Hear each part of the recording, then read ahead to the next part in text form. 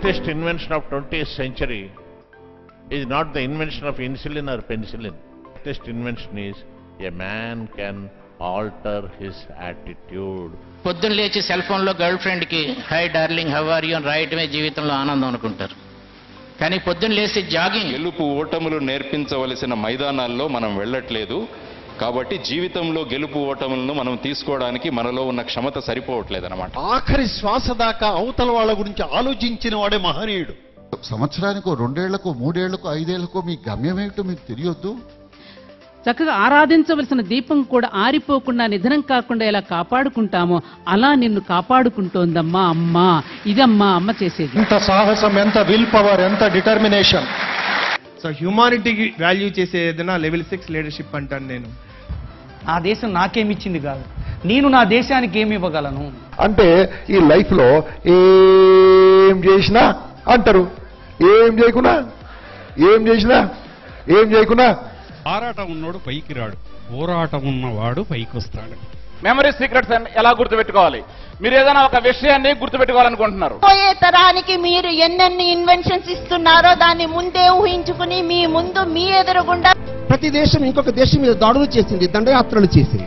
సంవత్సరాలుగా ఏ దేశం పైన దాడి చేయనటువంటి దేశం భారతదేశం. యంగ్ ఏజ్ ని కరెక్ట్ డైరెక్షన్ లో పెట్టగలిగితే మీ తలరాతని మళ్ళీ మీరు తిరిగి రాసుకుని సక్సెస్ సాధించే దిశగా పరిగెడతారు. రాశాను ఒక అబ్బాయి తలరాత, పేదవాడిగా పుట్టి పేదవాడిగా చచ్చిపోమని నేను తలరాత రాస్తే ఈ రోజు భారతదేశానికి మిసైల్ మ్యాన్ గా పేరు తెచ్చుకున్న అబ్దుల్ కలాం గారు తలరాత నేను ఎక్కడ రాశాను సుధీరన్న. 2020లో ప్రపంచ దేశాలంతా దేశం అంటే భారతదేశంలాగా ఉండాలి, పౌరులంటే భారతీయుల్లాగా ఉండాలని చెప్పుకునే రోజు రావాలన్నమాట.